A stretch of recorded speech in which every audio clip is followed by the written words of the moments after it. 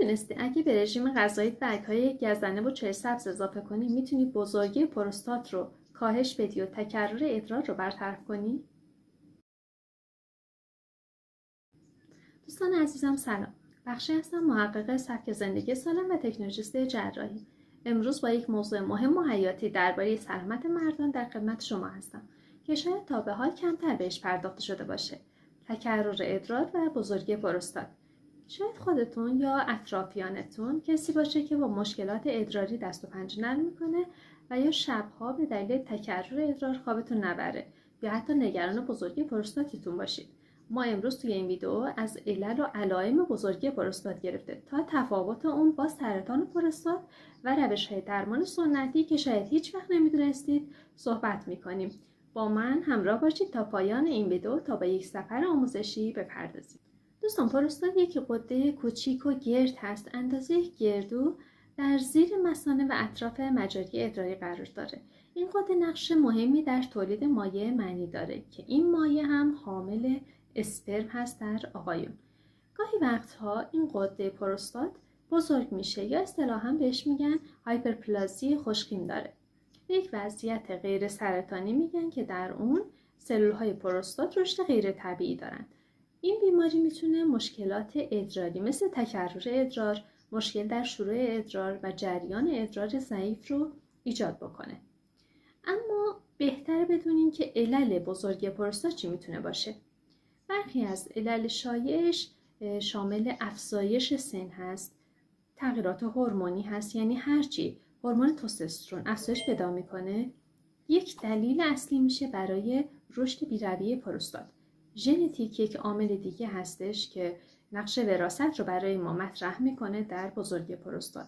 اگه اعضای خانواده‌تون سابقه بزرگی پروستات رو داشته باشن احتمال بروز این وضعیت برای شما هم وجود داره.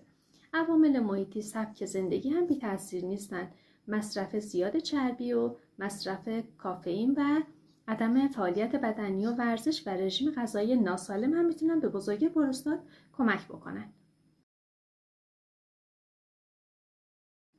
دوستان، قبل از اینکه بپردازیم به روش‌های درمان سنتی پروستات لازم میدونم این نکته خدمتتون عرض کنم که بین بزرگی پروستات و سرطان پروستات یک تفاوت بزرگی هستش.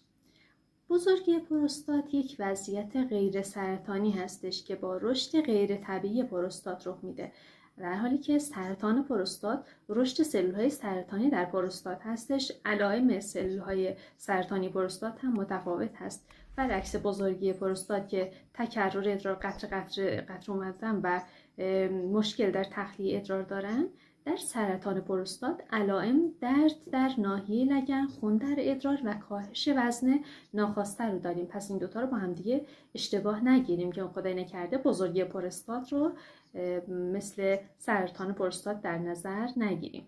عزیزان، میخوایم برسیم به روش‌های درمان سنتی بزرگی پروستات، اما لطفاً قبل از اون ما رو لایک و سابسکرایب کنید تا ویدیو به دست دوستان بیشتری برسه.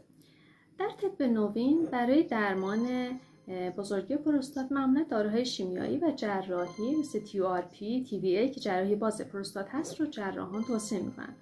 اما ما مثل همیشه به طریق سنتی و داروهای گیاهی رو ترجیح میدیم و دمنوش‌هایی رو خدمتتون معرفی خواهم کرد که میتونید استفاده کنید. یک سری از این گیاهان شامل گیاه رزماری هست، گزنه، چای سبز و سنجد هست که خواص ضد التهابی و آنتی اکسیدانی دارن. برای کاهش التهاب پروستات و بهبود علائم اون خیلی خیلی مفید هستن. اما نحوه استفادهشون به چه شکل هست؟ رزماری چون خواص ضد التهابی و آنتی اکسیدانی داره میشه از چای اون و یا روغنش برای ماساژ استفاده کرد.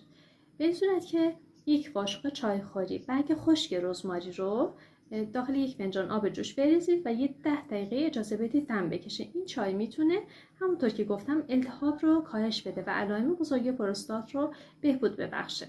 روغن رزماری هم یکی از بهترین روغن ها هستش برای کاهش التهاب پروستات. میتونید چند تا قطره رزماری رو با یک روغن حامل مثل روغن زیتون با هم که مخلوط بکنید و بر روی ناحیه پایین شکم و همچنین ناحیه پروستات ماساژ بدید.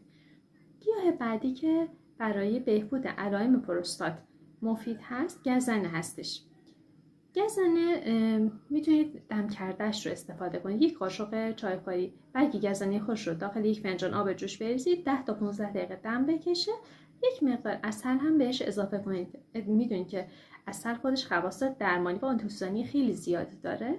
این دم کرده میتونه باعث بهبود جریان ادرار ناشی از بزرگی پروستات باشه و التهاب پروستات رو کاهش بده. گیاه بعدی که توصیه میکنم حتما استفاده کنید مصرف منظم چای سبز هستش. دوستان چای سبز سرشار از آنتی اکسیدان هستش و ویتامین های مختلفی داره، التهاب رو کاهش میده، به سلامت پروستات خیلی کمک میکنه. روزانه 1 تا 2 فنجان چای سبز رو حتما میل کنید. و اما گیاه بعدی و میوه بعدی که توصیه میکنیم استفاده کنید سنجد هست. ما در ویدئوی مربوط به سنجد هم به نکات لازم و ضروری اشاره کردیم. دعوت میکنم حتما این ویدئو رو هم تا انتها ببینید. سنجد برگهاش در آب جوش اگه بریزید به مدت 10 دقیقه دم بکشه بسیار مفید هست برای کاهش التهاب پروستات. میشه ازش هر روز 2 فنجان استفاده کرد. و همچنین مصرف مواد غذایی حاوی لیکوپن مثل گوجه فرنگی برای کاهش التهابات پروستات و حفظ سلامت اون خیلی خیلی مفید هست. اما دوستان 1 ماده معدنی و ویتامین هم وجود داره که شاید خیلی وقت ازش غافل میشیم. روی هستش یا همون زینک. روی در آقایان در ناحیه پروستات جمع میشه و باعث سلامت پروستات میشه. اگر مصرف روی در رژیم غذایی آقایون کم باشه باعث بزرگی پروستات میشه.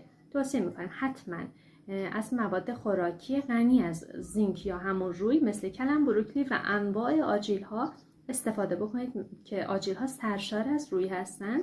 برای بهبود سلامت پروستات خیلی خوب و مفید هستند. و همچنین میوه های قرمز رنگ مثل انار، چه به صورت آب انار رو به انار یا خود دونه های انار رو با هسته البته اگر بجوید بسیار خوب هست برای آقایان. و همچنین میوه های قرمز رنگ، هندوانه، عناب، گوجه فرنگی و گیلاس، اینها رو در رژیم غذاییتون رعایت بکنید. برای سلامت پروستات خیلی خیلی مفید هست. دوستان عزیزم ممنون از اینکه تا پایان ویدیو همراه هم بودید. لطفاً با لایک و سابسکرایبتون ما رو حمایت کنید و به دوستانتون معرفی کنید. بیشتر مواظب سلامتیتون باشید. خدا نگهدار.